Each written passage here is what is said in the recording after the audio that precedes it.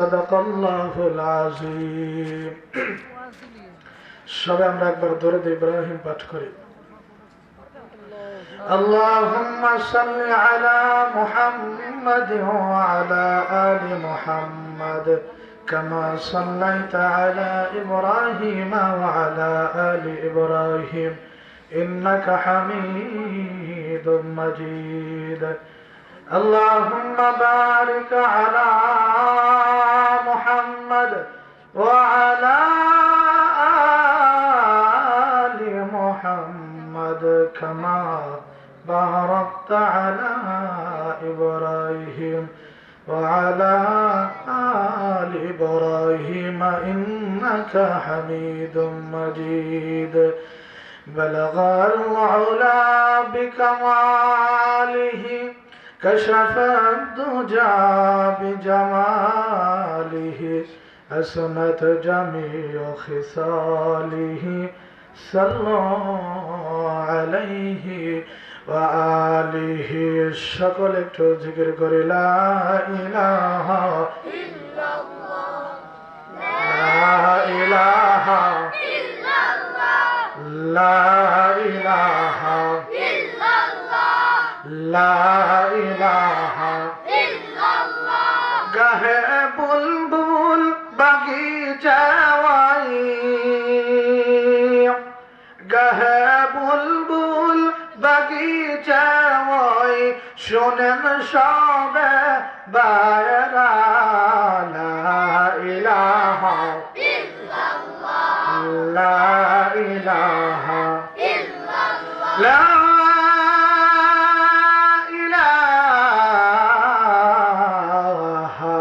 ইল্লাল্লাহ মুহাম্মাদুর রাসূলুল্লাহ। সকলে পড়ি সাল্লাল্লাহু আলাইহি ওয়াসাল্লাম।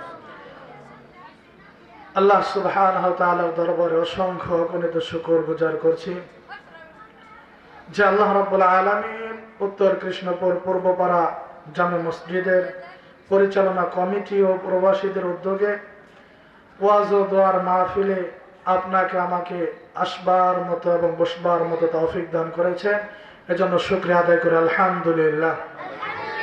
সে সাথে সাথে আজকে মাহফিলের যিনি মধ্যমণি প্রধান আলোচক মুফতি সাইফুল ইসলাম আফসারী সাহেব এবং দ্বিতীয় আলোচক যিনি আমার মাথার মুকুট, আপনাদের অত্যন্ত সুপরিচিত বক্তা, মধুর কণ্ঠ আল্লাহ যাকে দিয়েছে, অনেক পরিচিতি যিনি লাভ করেছেন, হযরত হাফেজ মাওলানা মুফতি মুস্তাফা কামাল মাসুরি সাহেব দামাত বারকাতুহুল আলিয়া। আল্লাহ যেন হযরতদের জীবনের সমস্ত গুনাহ খাতাগুলো মাফ করে দেন, সকলেই বলে আমিন। আল্লাহ তাআলা যেন তাদের হায়াতের ভিতরে বারাকা দান করে, সকলে বলে আমিন। সেই সাথে সাথে প্রধান অতিথি জনাব ইউনুস আলী ব্যাপারী সাহেব এবং বিশেষ অতিথি বৃন্দ, আল্লাহ পাক যেন সকলকেই কবুল আর মঞ্জুর করে নেন, সকলে বলে আমিন। এই মাহফিল আসতে পেরে বসতে পেরে খুশি না বেজার? সবে আমরা খুশি। আল্লাহ এরকম পরিবেশে সকলকে বসার জন্য তৌফিক দেন না, কথা বলেন ঠিক কিনা? তো প্রিয় উপস্থিতি, লম্বা আলোচনা নয়, আমি আপনাদের সামনে সেই বাহির মহাগ্রন্থ কোরআনুল কারীম থেকে সূরাত আলে ইমরানের 133 নম্বর ছোট্ট একটা আয়াত কারিমা তেলাওয়াত করেছি। এর উপর অল্প কিছু সংক্ষিপ্ত মুখতাসার নাসিহা পেশ করব। আল্লাহ এই গুনাহগারের জবান দ্বারা এমন কিছু কথা বের করে দেন যার উপর সর্বপ্রথম আমি এবং মাইকের আওয়াজ যত দূর পর্যন্ত যাবে, যারাই শুনবে সকলকেই আমলের নিয়তে শ্রবণ করার তৌফিক দান করেন, সকলে বলেন আমিন। প্রিয় উপস্থিতি, সে সাথে সাথে আল্লাহ পাকের দরবারে আরো শুকরিয়া আদায় করছি যে আল্লাহ এখানে বসার পর নবীজির উপর একবার দরুদ পাঠ করার জন্য তৌফিক দিয়েছেন। খুশি না বেজার? সুযোগ কে করে দিয়েছে? এটা আওয়াজ দান, সুযোগ কে করে দিয়েছে? এজন্য আরেকবার শুকরিয়া আদায় করে আলহামদুলিল্লাহ। আরেকবার আমরা আল্লাহকে আল্লাহ বলে ডাক দিব, পারবো না ইনশাআল্লাহ? আল্লাহু আকবার। আলহামদুলিল্লাহ। হাত নামা। তো প্রিয় উপস্থিতি, আমি আপনাদের সামনে যে আয়াতে কারিমা তেলাওয়াত করেছি, আমরা এখানে যারা বসছি সবাই তো আল্লাহকেও পেতে চায়, নবীকেও পেতে চায় এবং জান্নাতি মানুষও হতে চায়। কথা বলেন ঠিক কিনা?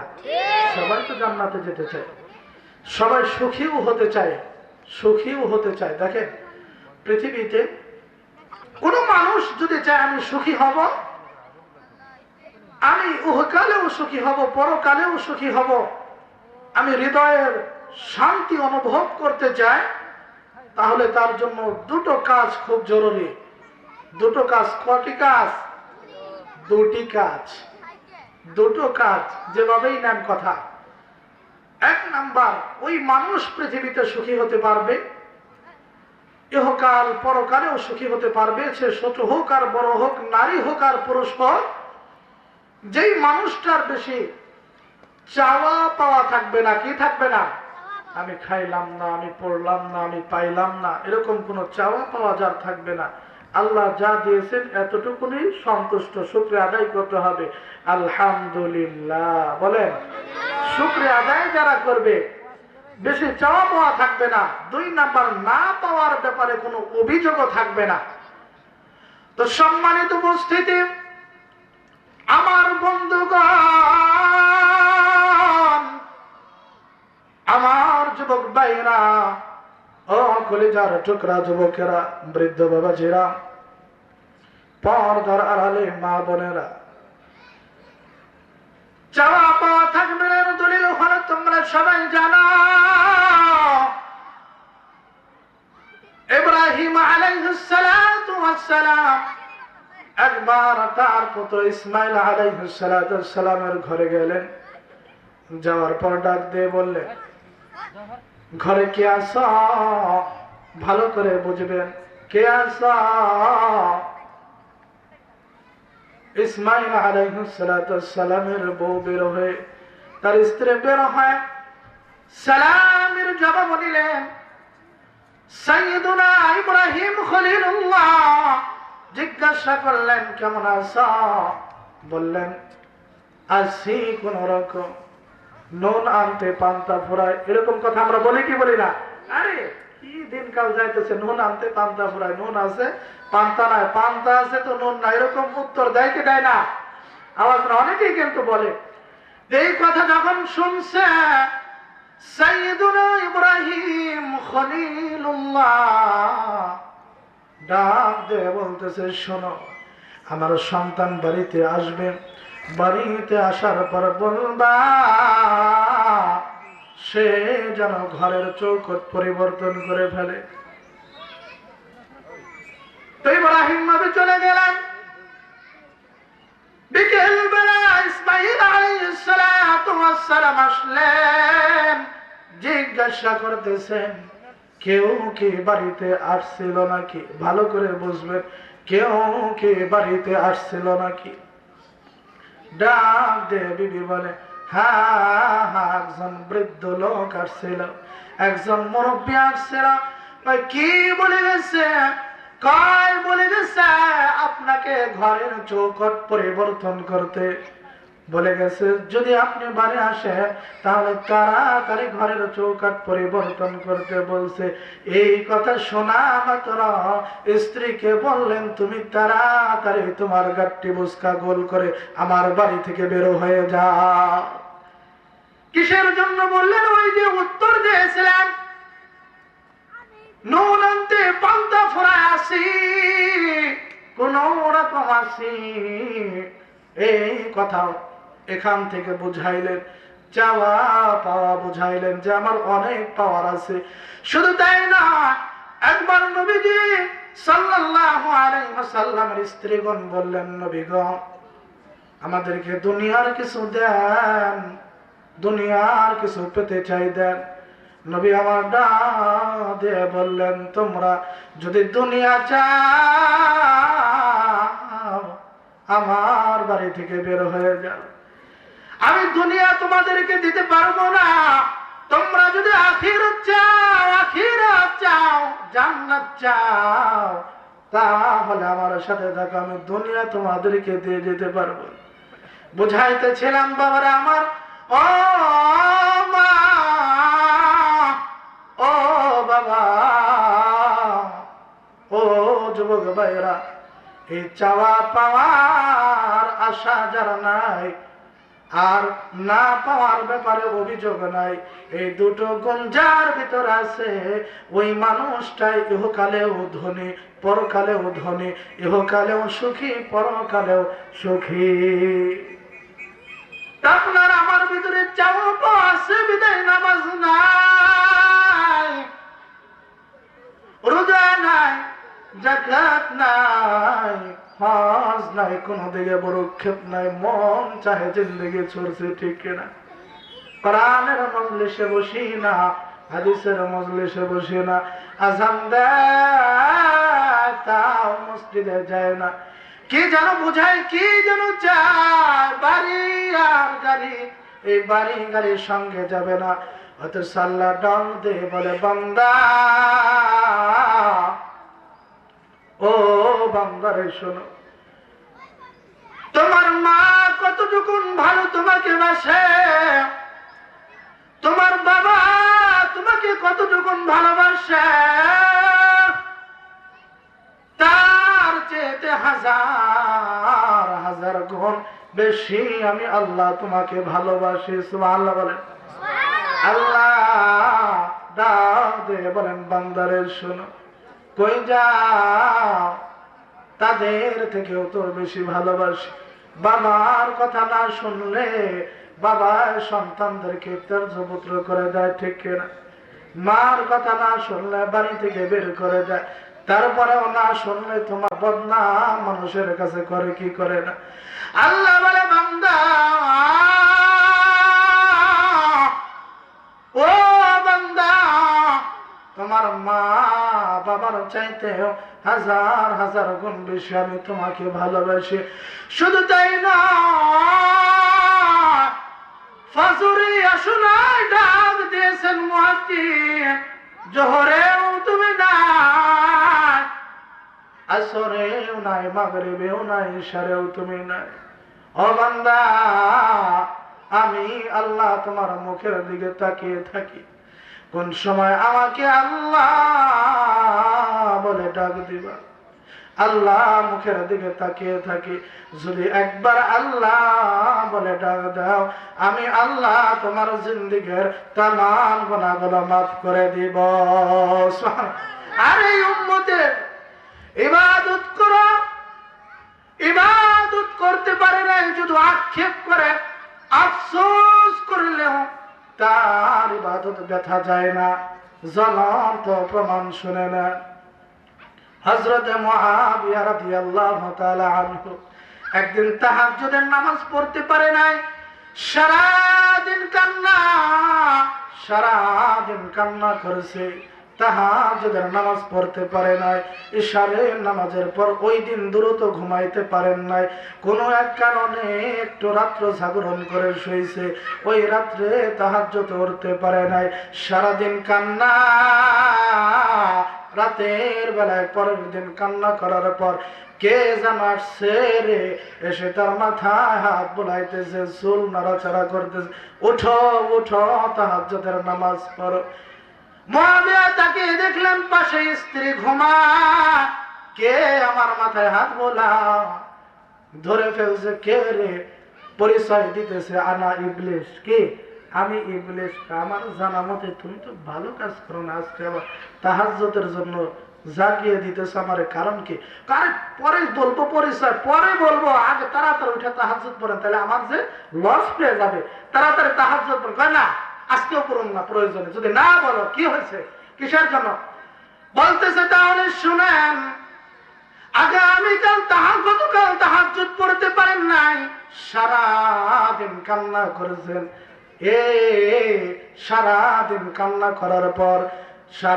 কান্না করার পর আল্লাহ আপনাকে যেই স্তরে পৌঁছায় দিয়েছেন, যে জায়গায় আপনাকে আল্লাহ পৌঁছায় দিয়েছেন, যদি ধারাবাহিকভাবে 30 বছর তাহাজ্জুদ আদায় করেন, আজকের ওই স্থানে আপনি যেতে পারবেন না। সুবহানাল্লাহ, এত মর্যাদা আপনাকে আল্লাহ দিয়েছেন খুশি হয়ে। এই জন্য আমি চাই আজকে আপনি 2 রাকাত পড়েন আর 4 রাকাত পড়েন আর 8 রাকাত পড়েন, এই সবে আপনার আমলনামায় থাক। আবার পড়তে পারবেন না, আবার কান্না করবেন, আবার আল্লাহ খুশি হয়ে আবার আপনার মর্যাদা বাড়িয়ে দিবে। এটা আমি সহ্য করতে পারবো না। এই জন্য মুমিন যদি নামাজ না পড়ে, মুমিন যদি কোনো ইবাদত না করে নিজের ভুল বুঝে আফসোস করে, আল্লাহ তার জীবনের গুনাহ মাফ করে দেয়। আফসোস করেই না, আফসোস করে ফিরে আসতে হবে, নামাজ পড়তে হবে। এই জন্য আল্লাহ বলে ওয়াসারিউ ইলা মাগফিরাতিন মির রাব্বিকুম ওয়া জান্নাতিন আরদুহাস সামাওয়াতু ওয়াল আরদ উইদ্দাত লিল মুত্তাকিন। আল্লাহ বলে বান্দা, ও বান্দি, আমি আল্লাহর ক্ষমার দিকে দৌড়াও। আমি আল্লাহ যে জান্নাত বানাইছি ওই জান্নাতের জন্য দৌড়াও, দুনিয়া কামানের জন্য দৌড়ায়ও না। দুনিয়ার মহাব্বত অন্তরে রাখো না, আল্লাহর মহাব্বত অন্তরে ঢুকাও, আল্লাহর ভয় অন্তরে ঢুকাও। এ ভাই জানা, আল্লাহর ভয়ে যদি কান্না করতে পারো, আল্লাহর দিকে যদি যেতে পারো, আল্লাহ কোন উসিলায় মাফ করবে বলা যাবে না, তবে কোন উসিলা ছাড়া আল্লাহ কাউকে মাফ করবেন না। আল্লাহ বলেন ইয়া আইয়ুহাল্লাযীনা আমানু ওয়াবতাগু ইলাইহিল ওয়াসিলা। ও ঈমানদারেরা, তোমরা উসিলা তালাশ করো, উসিলা বানায় যাও, আল্লাহ উসিলা ধরে মাফ করবেন। শুধু তাই না, একটা হাদিস বলে আমি শেষ করব আজকের নসিহত। বুখারী শরীফের ভিতরে আছে, যেই বুখারী শরীফ কুরআনুল কারীমের পরে যেই কিতাবের স্থান বুখারী শরীফ, এই বুখারী শরীফ যিনি লিখেছেন ইমাম বুখারী রাহিমাহুল্লাহু তাআলা, তিনি রওজার পাশে থেকেছেন আর নবীর কাছে জিজ্ঞাসা করে করে হাদিস লিখছেন।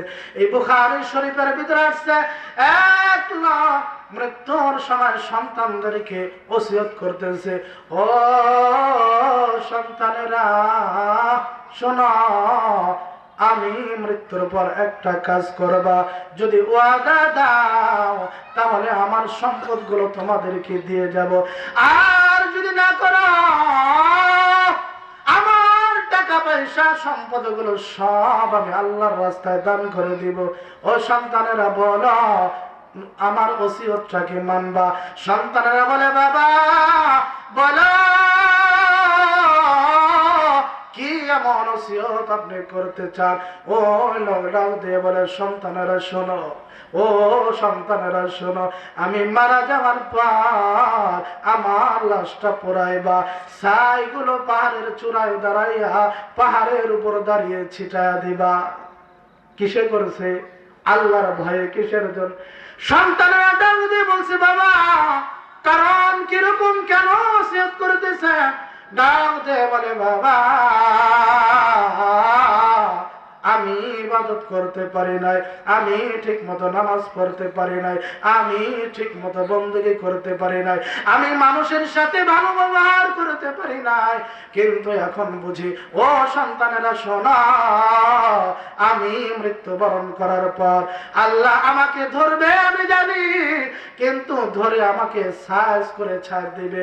এই জন্য আল্লাহর ভয়, আল্লাহর ভয়ের কারণে এগুলো আমি করতে বলতেছে।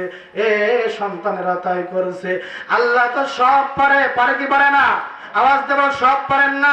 ইন্নাল্লাহা আলা কুল্লি শাইইন কাদির। আল্লাহ সব কিছুর ক্ষমতার অধিকারী, আল্লাহ সব কিছু পারেন। আল্লাহ ফেরেশতাদেরকে বলছে ও ফেরেশতারা ছাইগুলো একত্রিত করে আবার বানাও। আবার মানুষ বানাইছে। রূহ হাদিসে জিজ্ঞাসা করেছে কেন করেছো, কি কারণে এই ওসিয়ত সন্তানদেরকে করে আসছো? ডাক দিয়ে বলে আল্লাহ আপনি তো সব জানেন তারপরেও জিজ্ঞাসা করেন, তাহলে শোনেন, মানুষকে দেখানোর জন্য না, আল্লাহর ভয় আমি এরকম করতে বলছি। ভাই সত্যি? কয় হ্যাঁ সত্যি। আল্লাহ ডাক দিয়ে বলে, শোনো ও আমার ফেরেশতারা, শোনো, এই বান্দাকে নিয়ে জান্নাতে ঢুকিয়ে দাও। সুবহানাল্লাহ বলেন না? এই জন্য আল্লাহ বলেন ফাফিরু ইলাল্লাহ, বান্দা অন্য কোথাও যাইস না। এই দুনিয়ায় বাঁচবো এটা মিথ্যা কথা, মরবো এটা ছিল সত্য কথা, ঠিক না? একদিন মরতে হবে সবাই। এই বাবারা, গুনাহ করে কেউ কোনোদিন পরিতৃপ্ত হয় না, গুনাহ করে কেউ কোনোদিন পরিতৃপ্ত হয় না। এই হালাল স্ত্রী নিয়ে মানুষ 60 বছর পার করে না? কিন্তু যারা জিনা করে একটা দিয়ে এদের মন ভরে, পেট ভরে না, বোঝা গেল গুনাহ দিয়ে তৃপ্তি নাই। 1 গিলাস পানি পান করবেন, তৃপ্তি পাইবেন। 1000 গিলাস লাল পানি, বুঝেন তো, মদ পান করে তৃপ্তি পাইবেন না। গুনাহ করে মানুষ কখনো তৃপ্তি পায় না, হালাল জিনিসে মানুষ তৃপ্তি পায়। এজন্য গুনাহ ছাড়েন, আল্লাহর দিকে ফিরে আসেন, আল্লাহর ক্ষমার দিকে ফিরে আসেন।